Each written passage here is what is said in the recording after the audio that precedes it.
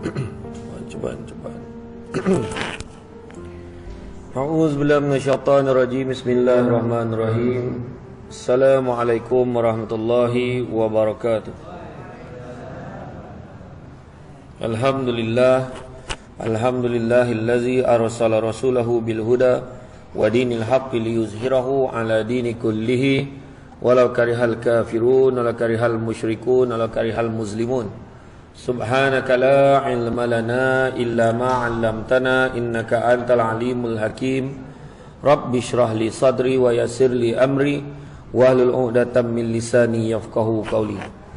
Alhamdulillah, syukur kepada Allah Subhanahu wa taala. Segala puji bagi Allah Tuhan sekalian alam. Salam dan salam ke atas junjungan besar Nabi Muhammad sallallahu alaihi wasallam. Diam tak diam ya. Terima kasih banyak kepada tuan pengerusi, itu juga kepada tuan pengerusi masjid, tuan imam, barisan jawatan kuasa masjid, pemimpin-pemimpin tempatan di semua peringkat yang berkesempatan hadir, tuan dan puan-puan rahmati Allah sekalian. Alhamdulillah, ini program saya entah keberapa dah hari ini, tapi alhamdulillah kita selesai juga malam ni, berjaya sama-sama kan, daripada maghrib, isyak, tarawih, witir, dan selesai malam ni, dan ditutup malam ni dengan kuliah ringkas lah kan, tak adalah panjang-panjang mana kan, tapi tak panjang pun kita cubalah 2 jam macam tu, tengok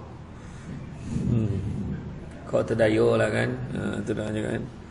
Jadi tuan-tuan dan puan-puan rahmati Allah sekalian, bila sampai pada bulan Ramadan ini adalah bulan yang merupakan bulan yang dinanti-nantikan.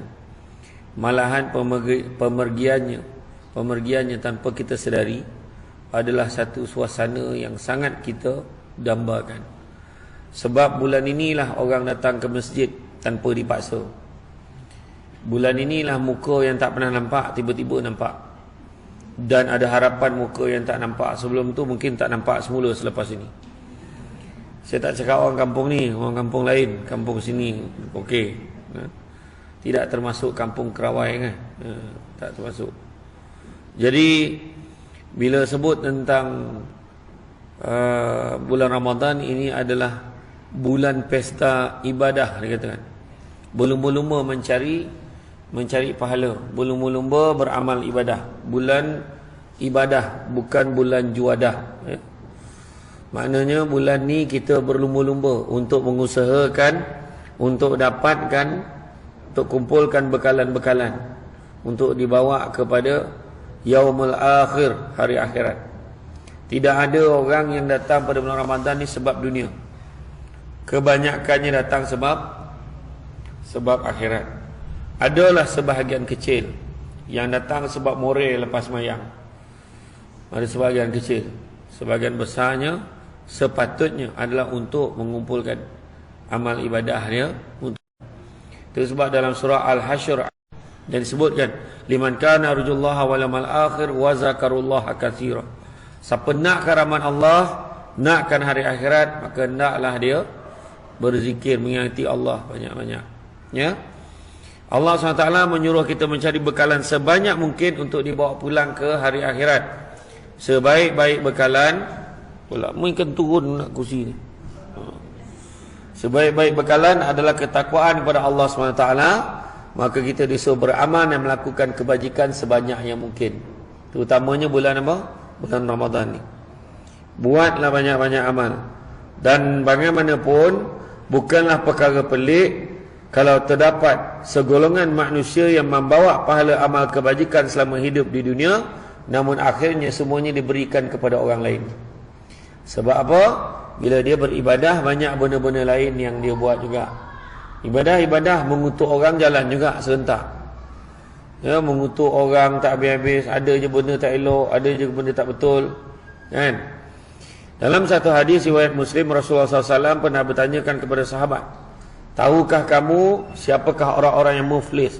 Siapakah orang-orang yang bankrupt? Siapa? Maka sahabat menjawab, orang yang muflis di kalangan kami ialah mereka tidak memiliki wang dan juga harta. Maka Rasulullah SAW berkata, sesungguhnya mereka yang muflis dalam kalangan umatku ialah mereka yang datang pada hari kiamat kelak membawa pahala daripada salat, puasa dan zakatnya, namun pada masa yang sama dia juga membawa dosa memaki hamun sesama manusia, dosa menuduh orang dengan tuduhan yang jahat, dosa memakan harta orang lain dengan zalim, dosa menumpahkan darah sesama manusia, dosa memukul atau mencederakan sesama manusia. Maka diberikanlah pahalanya kepada mereka yang dizaliminya ketika di dunia dahulu. Jika habis pahalanya sedangkan belum selesai tuntutan manusia ke atasnya, maka dia ambil dosa manusia itu, lalu ditanggung ke atasnya dan akhirnya dia dihumban ke dalam api neraka. Jadi itu yang kita cerita tadi. Dia solat, dia puasa, dia berzakat. Bulan Ramadan ni semua amalan baik dia buat, tapi dalam masa yang sama dia juga membawa dosa memaki hamun sesama manusia. Cuba tengok dalam Facebook, cuba tengok dalam Instagram, cuba tengok dekat dalam TikTok, Twitter, cuba tengok. Letak aja gambar pemimpin, tak kisahlah pemimpin mana sekalipun, baik kerajaan, baik pemangkam. Kadang-kadang silap-silap letak gambar ketua kampung pun dia balun. Jangan cakap mentari kan. Ini semua tali barut ni dia kata kan. Contohlah, ada je benda nak kutuk. Dan kemudian Syamsul Debat komen dekat bawah tu, Nabi ajar ke macam ni. Lepas tu Syamsul Debat pula kena balun dengan orang. Macam tu lah. Jadi itulah perangai kita yang kadang-kadang kita tak sedar. Sebab kita kena faham, Abu Lais As-Samarkandi menyatakan bahawa sesungguhnya tanda takut kepada Allah ni terlihat pada 7 perkara. 7 perkara. Yang pertama disebut adalah pada lisannya. Yang kedua pada pandangan matanya. Yang ketiga pada hatinya. Keempat pada perutnya. Yang kelima pada tangannya. Yang keenam pada langkah kakinya. Dan yang ketujuh pada ketaatannya kepada Allah dan Rasul.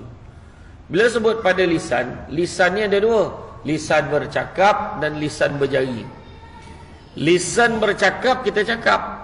Berjari makna apa yang kita type, apa yang kita tulis, apa yang kita tulis dalam Facebook, ditulis dalam media sosial, menurut pandangan sebahagian besar ulama, itu juga dinisbahkan sebagai apa yang kita cakap. Contohnya, nampak orang bagi bantuan banjir kepada kampung apa tadi? Apa? Selat Manggis. Hantar bantuan dekat kampung Selat Manggis, masuklah dalam Facebook. Ni semua nak cari populariti ni. Tengok ayat, ada je ayat nak cakap.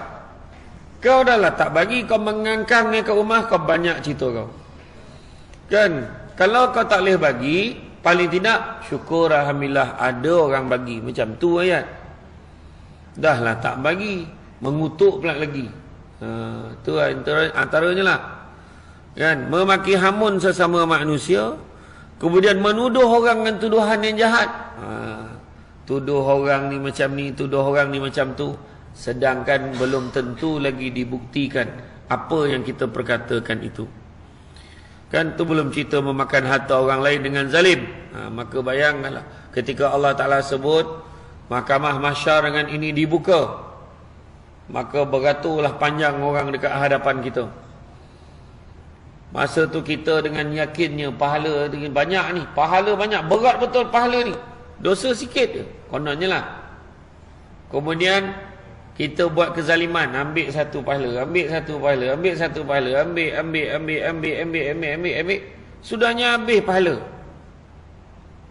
Kita pun cakap, ya Allah, kenapa mereka berbaris panjang lagi ke depan aku ni? Pahala aku dah habis ni. Maka Allah Ta'ala beritahu, sebabkan pahala kamu dah habis, dosa orang tu pula kamu ambil. Dosa kamu tu pula ambil. Jadi makna kata, saya tak dengar. Kena ulang balik semula ke apa ni? Jadi makna kata, jangan kita buat benda yang sia-sia dan akhirnya akan menyusahkan diri kita balik. Jangan kita buat. Rugi kita. Ya bangun. Allahu Akbar. Kita semayang dengan penuh bersungguh-sungguh dah ni, sunat tarawih, tapi sudah habis pahala kita, burn macam tu ya. Kan? Setiap manusia akan menuntut semua pembalasan di atas setiap kezaliman yang pernah dilakukan seseorang atas dunia, dan antara dosa yang paling banyak dilakukan sesama manusia adalah disebabkan oleh lidah. bercakap, kan? Lidah tidak bertulang. Selain daripada itu, kita mengambil hak milik orang lain tanpa kebenaran dengan cara salah serta zalim. Bila kata ambil duit orang secara zalim, termasuk jugalah orang yang meminjam tapi tak nak pulang. Ni aku nak beritahu. Jangan ingat mencuri aja. Pinjam duit boleh. Nak pakai duit sangat ni 500, lepas tu hilang ingatan. Tu salah tu. Sebab apa dikatakan dalam satu hadis, barang siapa yang meminjam tapi dengan niat tak nak pulang, akhirat besok dia akan dihimpunkan bersama perompak, pencuri, penyamun. Kenapa pula? Sebab pencuri, perompak, penyamun memang ambil hak orang memang dengan niat tak nak pulang. Jadi kalau orang minjam tak nak pulang, dia sama dengan penyamun tu. Jadi hati-hati.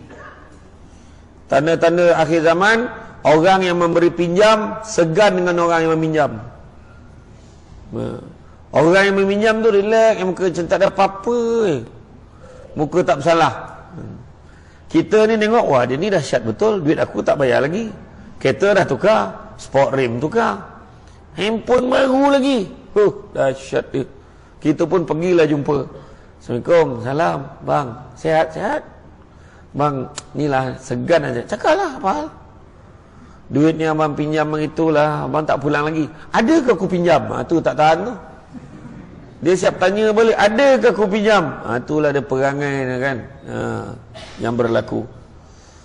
Kan, termasuk cara mencuri, scammer, menipu.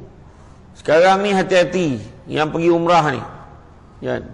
Ada pula jual nama pula, letak muka personality, lepas tu jual. Nanti siapa nak pergi umrah dengan Samsul Debat, dia kata bayar 5,000 je, tak pasal-pasal dengan aku kena. Kan? Jadi Kementerian Pelancongan dah tetapkan, ni orang kampung ni jangan kena tipu pula. Codik-codik orang Kerawai kena bohong dengan orang. Kan? Hati-hati. Kementerian Pelancongan dah menetapkan bayaran yang paling rendah, tambang yang paling rendah tak boleh rendah daripada 6,990. Maknanya 7,000 ke atas. Kalau ada kata 5,000 je, bohong. Ya? Yang 1,000 lagi ada datuk sponsor, dia kata. Maka ada harapan tawaf di KLIA. Jangan buat ya. Tapi siapa nak pergi dengan Samsul Debat, insya-Allah hujung tahun bulan 12. Ni bukan promote dia, lebih kurang macam tu. Walaupun nilai yang kita ambil itu sedikit, tapi ia tetap akan dituntut oleh Tuannya di akhirat kelak. Barangkali ada manusia ketika di dunia mereka terlepas daripada hukuman, tapi di akhirat dia tidak ada ruang untuk melepaskan diri daripada menerima hukuman daripada Allah Subhanahu Wa Taala. Begitu juga mereka yang bersekongkol, yang merelakan kezaliman berlaku. Oleh itu jangan sekali-kali membiarkan diri kita tergolong dalam kalangan orang yang zalim dan juga bersekongkol dengan orang yang zalim. Kan? Maka kalau kita tengok di hari mulia tak lama lagi, nak pergi dah Ramadan, maka kita kena faham, selepas saja Ramadan kita masih boleh beribadah, kita masih lagi boleh melaksanakan amal-amal ibadah, tapi tidaklah sehebat kita melaksanakan di bulan Ramadan. Contoh hari ni lah, hari ni saja cuba tengok, malam ni je kalau campur solat qabliyah ba'diyah maghrib isyak tu tadi, kan, bayangan 2 sampai kan 4, 8 campur dengan 11. Berapa dah? 19 rakaat dah kita semayang. Bayangkan, 19 rakaat malam ni je. Tu belum cerita lagi yang malam kang terperanjat tiba-tiba nak buat pula. Kan? Malam lain dia tak buat, tiba-tiba lah malam ni dia buat. Contohlah bulan Ramadan. Kan? Hebat tak hebat? Kan? Jadi bulan lain tak dapat dah. Walau macam mana naknya, tak boleh ada masjid ni buat rayuan. Masjid apa? Assalam apa? Membuat rayuan kepada jabatan pejabat mufti negeri Perak, minta izin supaya masjid ni sebab seronok sangat tarawih, nak minta tolong lanjutkan sampai Syawal. Memang tak dapat. Kau minta lah, menangis kan, jangan tak ada kerja orang ni buat sampai bulan lain. Sebab itulah hebatnya bulan Ramadan ni. Tarawih ni satu keistimewaan tarawih. Cuba buat sendiri kat rumah 8 rakaat. kita boleh siap awal daripada masjid, insya-Allah. Tapi hongeh tahu tak hongeh? Senak perut, mengah bila kita buat. Kalau buat sendiri, walaupun buat seorang tu lebih senang, kata tu. Akhirnya ikut imam lagi senang. Sebab ada rezeki orang time semayang tu dia boleh tidur lagi. Kan? Imam pula baca kitab, ambil kau. Satu muka baca, contohlah. Kan? Aduh, hai belakang. Yang kat belakang kan. Tapi tak, relax ya. Bukan lama pun. Pukul berapa tadi kita habis? 9.30. 9.30 dah habis. Tonton tak tengok lagi di Negeri Sembilan. Di Negeri Sembilan ada yang buat 10 rakaat. 10 rakaat tak ada sambut-sambut. Fadhaminallahu wa ni'mah wa maghfirata wa rahmah. Tak ada dah.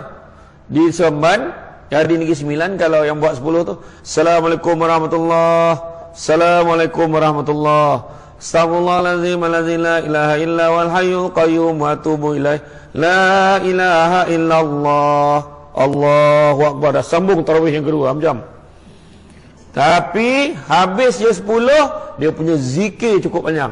Macam tu lah kebiasaannya lah. Tapi mana yang elok? 8 ke 10 ke 20?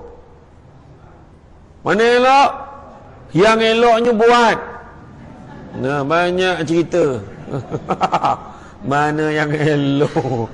Ini bercerita sampai 29 Ramadan. Nak buat 8 ke 20? 8 ke 20? Sampai kesudah tak buat. Cerita nak buat apa?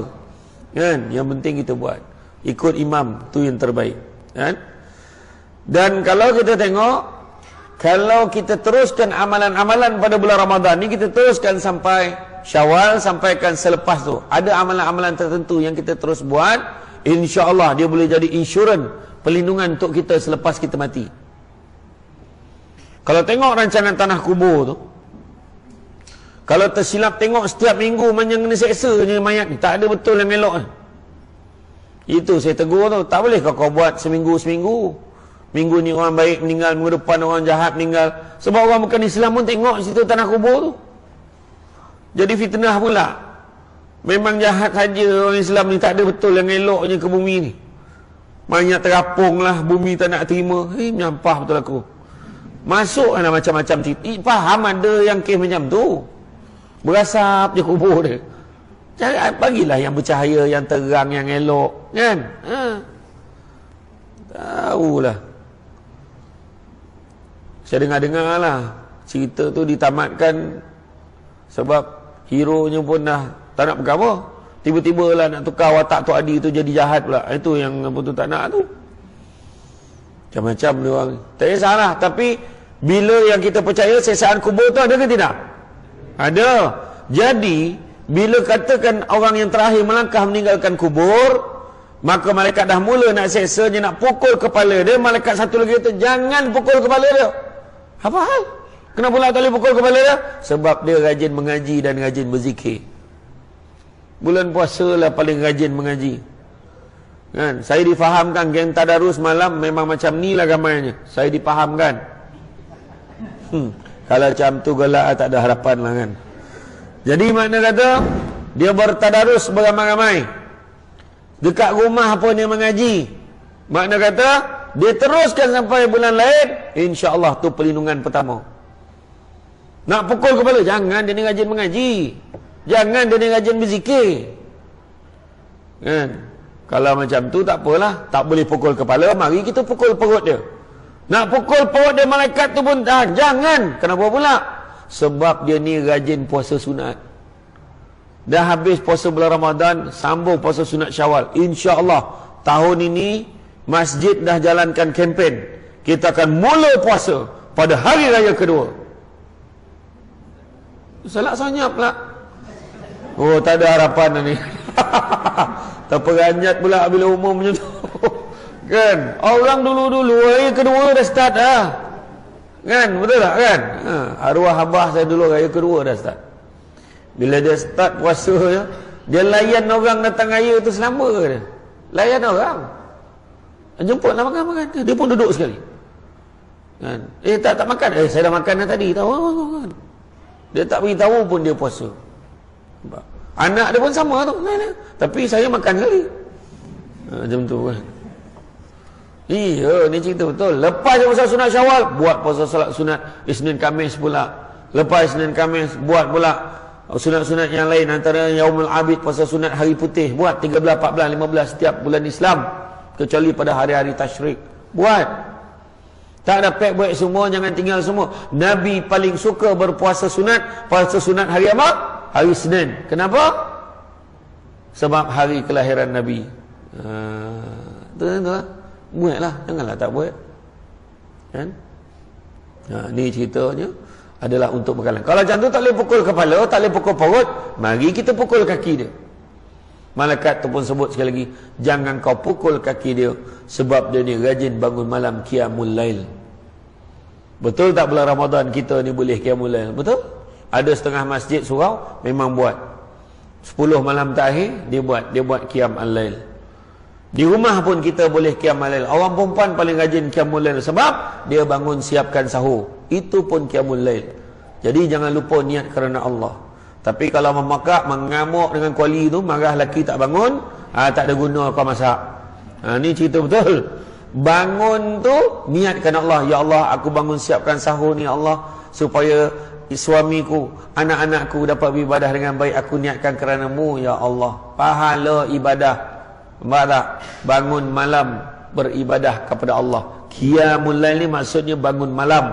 Tapi kalau bangun malam koncing tidur balik, tak pakai. Kau fikir kau punya koncingnya, oh bangun malam dah, lepas tu tidur, tu tak pakai. Mesti bangun beribadah kepada Allah. Jadi kalau kita teruskan, dah biasa bangun pagi, cuba tengok. Cuba kalau pagi. Tapi Ustaz kan, malam raya tu dah tak boleh dah bangun pagi macam bulan Ramadan. Kenapa? Sebab kau membuta lembek. Sebab malam raya masa tu lah kau nak belasah meracun. Masa tu lah kau nak bakar lomang sampai ke pagi. Dan yang paling best, malam tu lah kau nak pergi ke Menara Condong, Teluk Intan.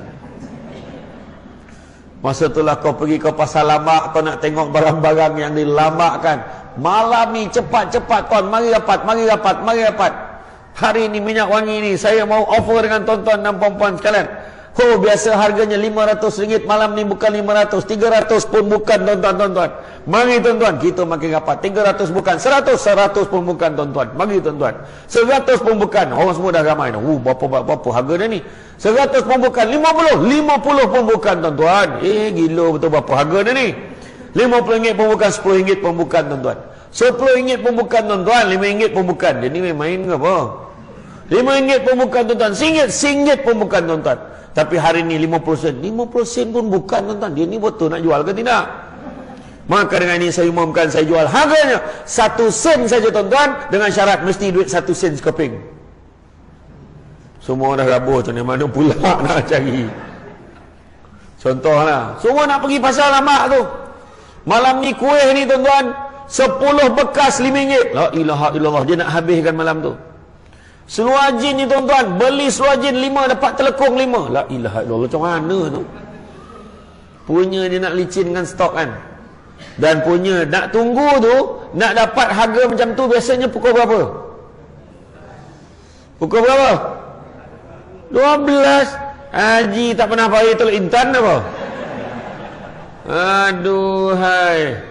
Pasal lambat tak ada pukul 12, dia offer macam tu. Dia dah nak tutup pukul apa? Pukul 4-5 pagi biasanya. Nak tengok orang, pergilah pasal lambat tu. Kalau nak tengok orang, yang kat masjid ni bukan orang. Kat sana, orang ni kat sana.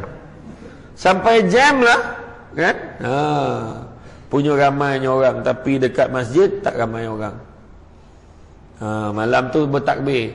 Ada ke buat takbir rumah ke rumah sini? Sini tak ada buat lah. Ada ke tak ada? Tak ada. Ada yang ada yang tak ada. Korang ni lain kampung ke apa?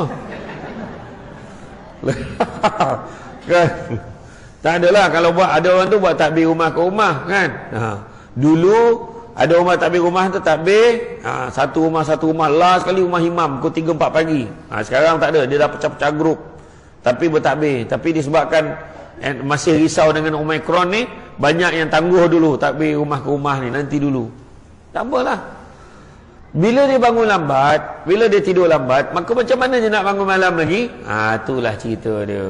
Jadi makna kata, jangan kita lupa. Kan? Teruskanlah beribadah. Teruskanlah mana yang kita boleh teruskan kepada bulan-bulan lain, kita buatlah. Kan?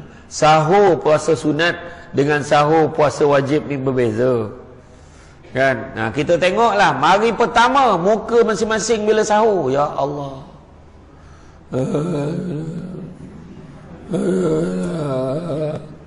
Yang bini menyekap malam tadi elok aja. Wah, nak mati sangat dah laki aku ni. Dia kata nak nasi lah. Bayangkan.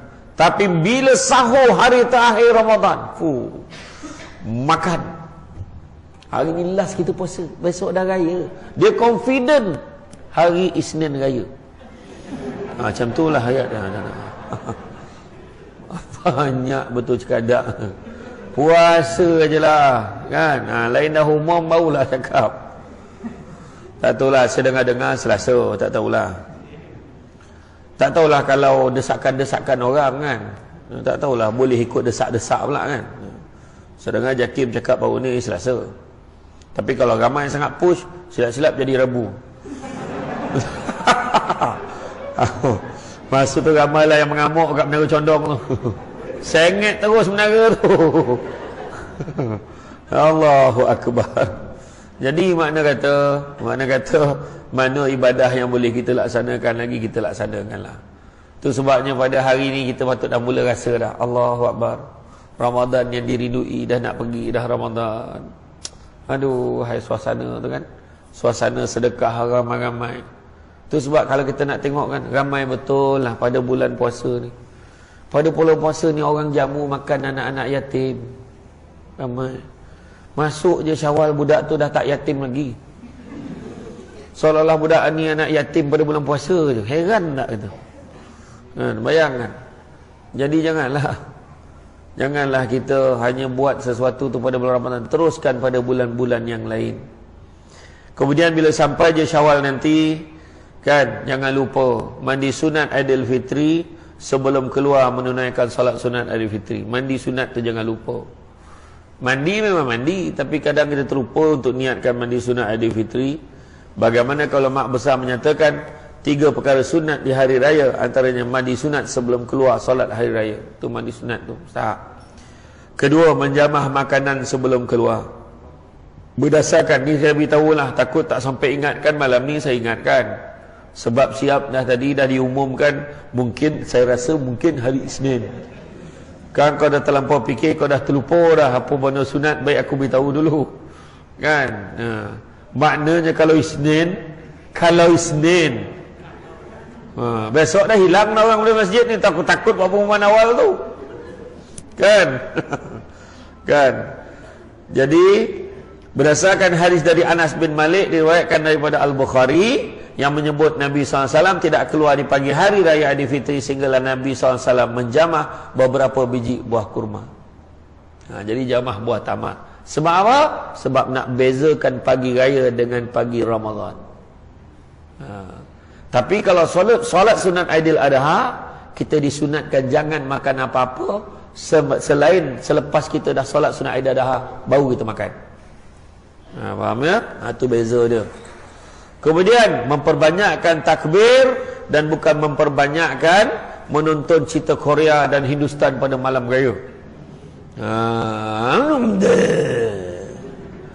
Hanyalah saya kan nak tengok drama Korea, merau-rau dengan perempuan ni. Aduh.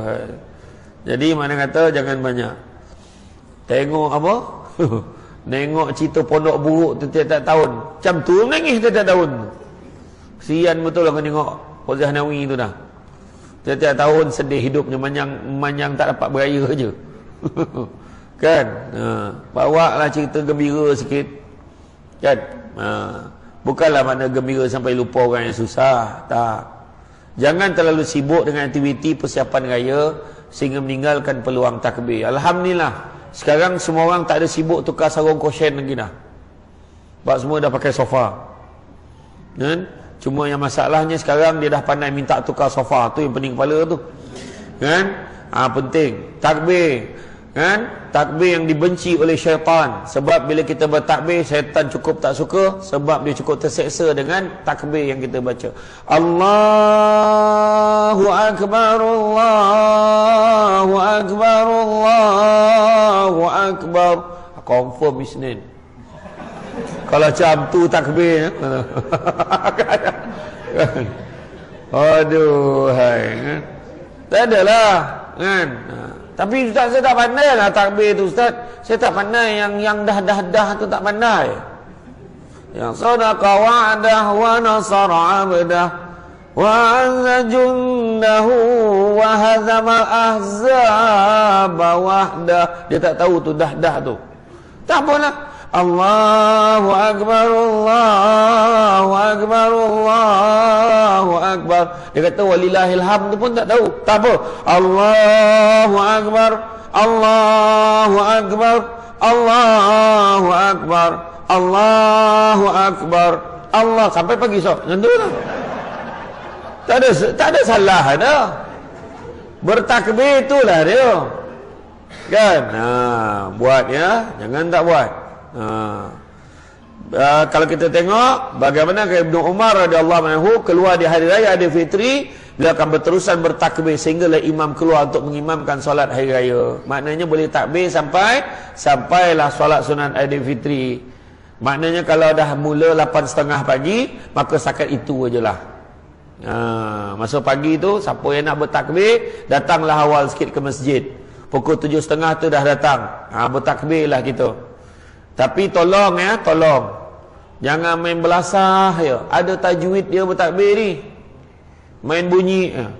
Walillahi hamd. La ilaha illallah. Apa yang kau baca ni? Dah lah kau pakai mic. Satu kampung dengar. Kesalahan yang kau buat dengan penuh bergaya tu. Kan? Yang jauh lagi. Allahu Akbar, Allahu Akbar. Tak apalah. Tu tak boleh tolong. Dah memang lidah ada macam tu. Wah, sedap kau ngutuk Jawa. Aku Jawa juga tahu. Kan, belah mak Jawa, belah ayah Minang. Tu muka macam Pan Asia tu. Macam tu. Kemudian mengucapkan selamat dan mendoakan antara satu dengan yang lain. Tak ada masalah nak menggunakan apa juga kalimah, asalkan mempunyai maksud yang sama. Bagaimanapun kalimah yang digunakan di zaman baginda SAW adalah taqabbalallahu minna wa minkum. Yang bermaksud semoga Allah menerima amalan ibadat Ramadan kami dan kamu. Kan, yang kita biasa baca taqabbalallahu minna wa minkum. Lepas tu kita jawab minna minkum taqabbal ya karim. Kan? Jadi bolehlah ucapkan. Disebut dalam sebuah riwayat, artinya berkata wasilah aku bertemu Rasulullah SAW pada hari raya, aku katakan pada baginda taqabbalallahu minna wa minka. Baginda menjawab ya taqabbalallahu minna wa minka, berdasarkan hadis riwayat Al-Baihaqi. Kemudian yang kelimanya, berpakai pakaian yang terbaik yang kita ada. Walaupun demikian perlulah ikut kemampuan dan tidak ada pembaziran dibenarkan. Tompah baju sampai 20 nak pakai bila? Nak pakai bila? Tolong cakap. Tompah baju Melayu sepasang, siap dengan sampin, kan? Sampai 5 pasang. Sudahnya pakai baju tu je. Sampin dengan seluar tu hari kedua dah tak nampak lah. Kan? Itu sebabnya membazir, kan? Tidak dibenarkan menghina pakaian orang lain yang kurang indah dan kurang mahal. Kan? Ini macam pakaian ni angkat tepi jalan je. Aku pernah nampak ni, RM5 kan? Tak payahlah. Tak payah. Orang perempuan, tolong jangan pakai yang ketat-ketat, yang menyusahkan pandangan orang lelaki. Macam tu. Kan, pakaian ketat. Lepas tu dia buat kain belah. Lepas tu bila angin tiup, dia sibuk nak tutup. Kambangan kau je tu. Kan, yang kau pergi tompah apa pasal? Jadi seorang suami dayus kalau membiarkan isterinya pakai pakaian sedemikian. Ingat ya, orang lelaki yang membiarkan isteri dia pakai pakaian yang seksi, pakaian yang ketat, pakaian yang jarang hingga menampakkan jenis dan jenama baju dalam ni. Contohlah, punya ketat tapi jarang lah tu. Ada. Udahlah jarang, jaring lah tu. Kan macam mana? Kan tu semua lah aku akan merosakkan bacaan. Bacaan orang yang tengah semayang. Dia nampak terbayang lagi dia nampak. Tolong hati-hati. Ya. Dan janganlah pula terlupa untuk menutup aurat. Nak pula kita pergi beraya, jumpa saudara mara, dah makan lauk landak, gulai landak, rendang landak tengah hari tu, terlelap tidur kat ruang tamu, kain tersingkap, aurat tak tutup. Sedangkan ada juga auratnya kita dengan saudara-saudara kita. Kemudian memakai wangi-wangian. Pakailah wangi-wangian, spray lah badan tu nak pergi. Sebab apa? Sunnah kan. Wangi-wangian. Zap dia capai mana yang sempat, bygone spray. Pakai lain macam baru ni musim denggi dia tu kan.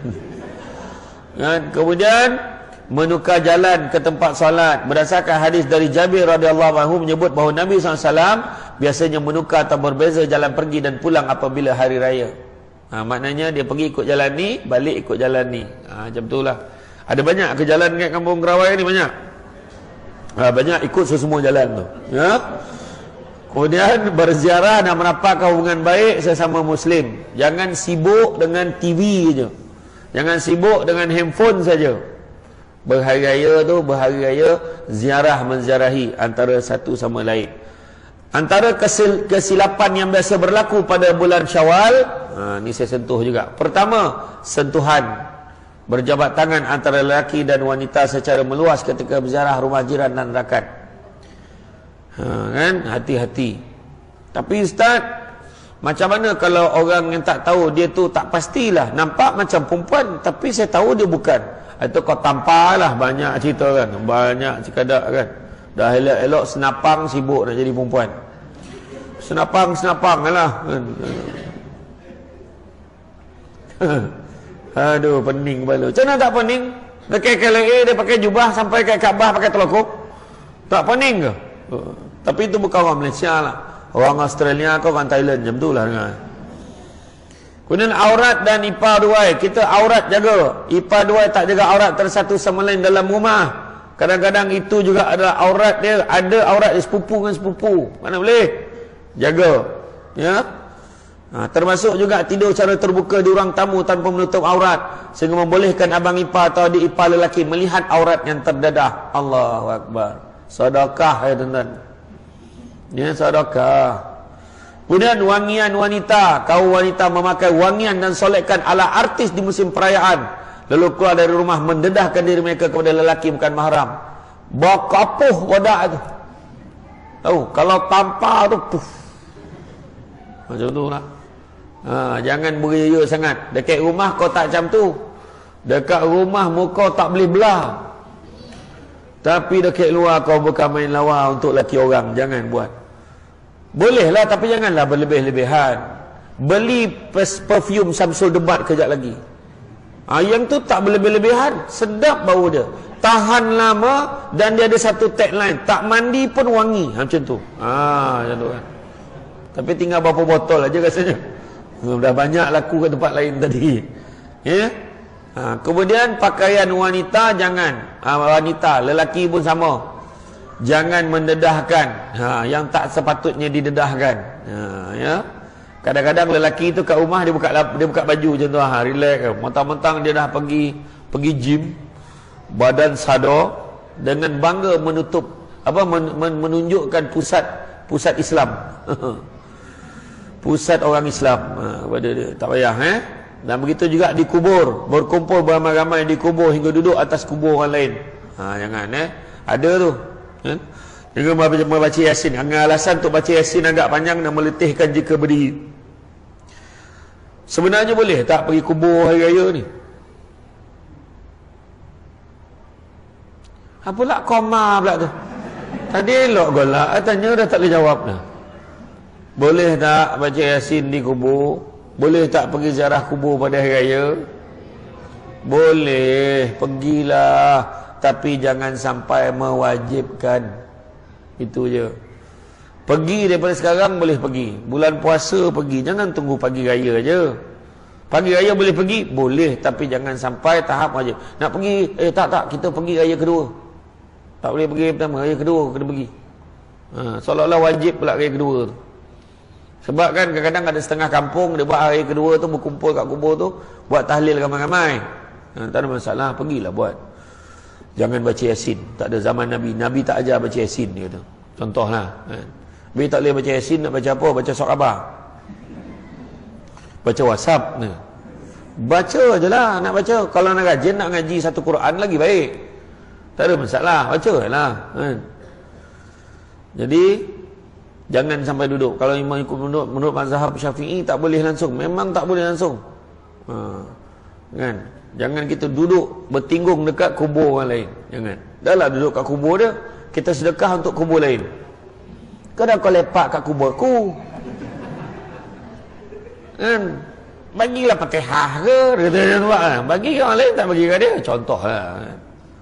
Tu sebab bila kita bagi salam dekat kubur ni, kita lalu dekat kubur, Assalamualaikum ya ahli kia. Sebut dia macam tu. Jangan sebut Assalamualaikum ya ahli kubur, tu kan. Kasar tau. Dia tahu dah dia duduk kat kubur tu, tak payah kau beritahu. Faham tak? Kemudian meninggalkan solat kerana selalu sibuk beraya. Tinggal solat. Dia balon lamang tu 3 batang dengan buluh-buluh sekali. Sampai terlupa nak solat. Kemudian dosa bertempoh, iaitu kembali melakukan dosa yang ditinggalkan di bulan Ramadan. Itu sebab saya katakan tadi, Ramadan ni bulan yang dirindui. Bulan yang dapat kawal kita.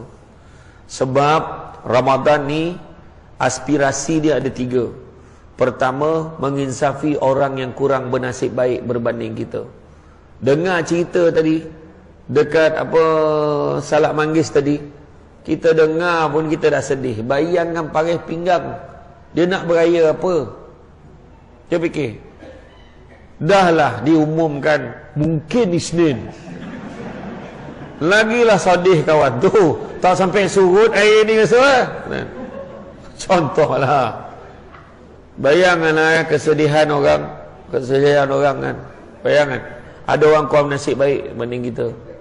Yang kedua, untuk mengawal hawa nafsu. Yang ketiga, untuk menyuburkan perasaan pemaaf, kejujuran dan bertolak ansur.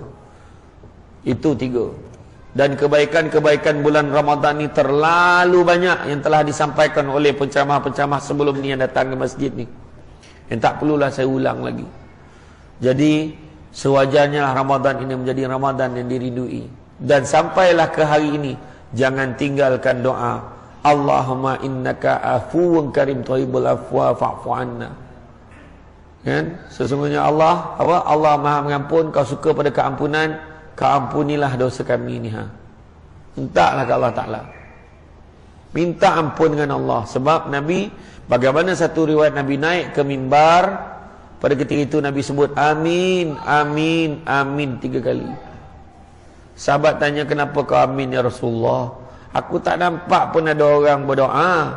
Sesungguhnya aku mendengar malaikat Jibril berdoa dan aku aminkan. Salah satu daripada doanya, binasalah hidup orang yang membiarkan Ramadan itu berlalu tanpa dosanya diampunkan oleh Allah Subhanahu Wa Taala. Jadi ambil peluang ini. Bukankah telah diberitahukan dalam satu hadis, sesungguhnya setiap orang yang melakukan amal kebaikan akan diberikan gandaan pahala antara 10 kali gandaan pahala hinggalah 700 kali gandaan pahala. Tetapi berlainan pula dengan puasa, aku sendiri akan memberikan ganjarannya. Allah sendiri bagi ganjaran. Kenapa? Kerana mereka meninggalkan syahwat dan makanan kerana aku. Sesungguhnya orang yang berpuasa akan diberikan 2 kegembiraan. Kegembiraan ketika berbuka puasa dan kegembiraan ketika bertemu dengan Rabbnya. Ada orang tak happy berbuka. Dia dah masuk azan dah. Allah dah masuk ke? Kejap lagi tak boleh ke? Oh, tak ada orang macam tu kan. Kadang-kadang asal pun dah minum. Banyak punya marah. Kenapa azan cepat sangat? Tengoklah jam tu. Handphone ni kita boleh tengok kan. Lui, azan asar dah buka apa ke gila? Takkan tak tahu kan? Contohlah, yang tak sengaja tu tak boleh buat apalah. Dan kegembiraan ketika bertemu dengan Rabbnya. Kalau dia mati pada Ramadan, happy dia sebab pintu syurga sedang dibuka untuknya. Dan sesungguhnya bau mulut orang yang berpuasa lebih harum di sisi Allah berbanding bau haruman kasturi di sisi Allah. Jangan kau harahkan mulut kau tukar orang. Ada bau kasturi tu. Bau kau. Bau baeng katakan. Kata budak KL lah, kata budak KL. Jadi tuan-tuan dan puan-puan sekalian, itulah dia. Jadi saya harap jangan sawit, kalau boleh panggillah lepas raya. Supaya lepas ceramah boleh terus makan lagi. Ni bulan puasa ni kan nak buat macam mana? Bulan puasa baru nak panggil. Time orang dah start jam lah tu, panggil aku. Tak adalah. Terima kasih banyak ya, terima kasih banyak. Tuan-tuan dan puan-puan yang mati Allah sekalian, rasanya cukuplah setakat itu ya. Sepandai-pandai tupai melompat, akhirnya jatuh ke tanah jua. Walaupun perkongsian sudah tamat, mudah-mudahan merasap ke dalam jiwa. Kan? Cantik dipandang rumah penghulu, kayu tu okey dari papan. Alang-alang menuntut ilmu, sebutir pasir biarlah menjadi intan ya. Jadi budak-budak membuat galah, nak menjolok buah berangan. Kalau ada silap dan salah, dikata tidak, dicaci jangan. Cukup sekadar itu. Jadi sebelum saya akhiri ceramah saya, sedikit makluman. Kalau tuan-tuan dan puan-puan ada masa, di luar sana ada meja ajaib. Kat luar mana? Ada meja ajaib. Atas meja tu ada barang. Barang tu bukan untuk diambil, tapi untuk dibeli. Kan kau main sahuk buat balik kan tu, kena cakap dulu. Relax dia buat balik, macam tak salah kan, kena cakap tu. Yang pertama minyak wangi tadilah. Minyak wangi, ada minyak wangi cantik, bekas dia. Macam saya kata tadi, tahan bau dia. Dia satu bau Danish dan bau Aisyah. Tapi jangan risau, dia unisex, dua-dua boleh pakai. Kalau bau ni, yang dekat saya ni bau Aisyah. Saya suka pakai bau Aisyah. Bau dia lembut sikit. Danish tu pun tak adalah keras sangat, tapi saya sukalah. Kemudian itu lambang kebijaksanaan wanita. Sebab isteri saya bancuh sendiri. Bukan sebab dia bancuh tu, yang bijak tu. Modal suami untung semua dia. Macam tu lah. Kemudian ada kurma. Ada sikit lagi ada kot kurma. Kurma ni tu yang terakhir lah tu, yang bawa ni. Iaitu kurma Ajwa Alia, kurma Safawi, kurma Maryami. Kurma ni yang bagusnya, bezanya dengan tempat lain, kurma tu adalah merupakan tuaian yang terbaru. Maknanya tuai, petik, bungkus packaging dekat Madinah, terus bawa ke Malaysia. Tadi memang sedaplah rasa dia. Cuma siapa yang beli minta tolong WhatsApp nama, alamat dengan nombor telefon dekat nombor telefon yang kita akan bagi, atau tekan link yang kita sediakan. Sebab pada bulan Mei ni, awal bulan Mei dia akan buat cabutan bertuah. 10 pemenang akan dapat wang tunai RM1,000 dan 2 pemenang akan dapat tiket umrah percuma. Manalah tahu ada rezeki. Orang Sungai Kerawai ni mana tahu kan? Kampung Kerawai, Sungai Kerawai pula. Kampung Kerawai ke apa? Kampung Sungai Kerawai. Okey. Dan begitu juga yang ketiganya, produk yang tengah viral, saya tak tahu cukup ke tidak. Ramai sangat yang beli. Memang insya-Allah cepat kesannya, iaitu susu kambing Al-Amr. Susu kambing campur kurma, campur madu yang diizinkan.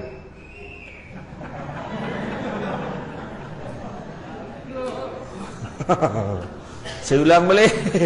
Susu kambing campur kurma, campur madu yang diizinkan. Orang perempuan dia macam blur sikit. Madu apa tu? Macam tu Madu yang diizinkan tu maksudnya madu lebah. Yang mana susu kambing ni, yang pertama dia tak ada bau. Sebab dia tak pakai kambing Sungai Kerawai. Dia tak pakai kambing Teluk Intan. Dia tak pakai kambing Malaysia. Dia pakai kambing daripada Holland, Belanda. Dia tak ada bau. Dia baik untuk orang yang sakit lutut, sakit tumit, pijak, sakit tangan kebas-kebas. Siapa yang semayang kat kursi tu boleh cuba. InsyaAllah cepat baik. Imam Masjid Palung 12 6 bulan semayang kat kursi.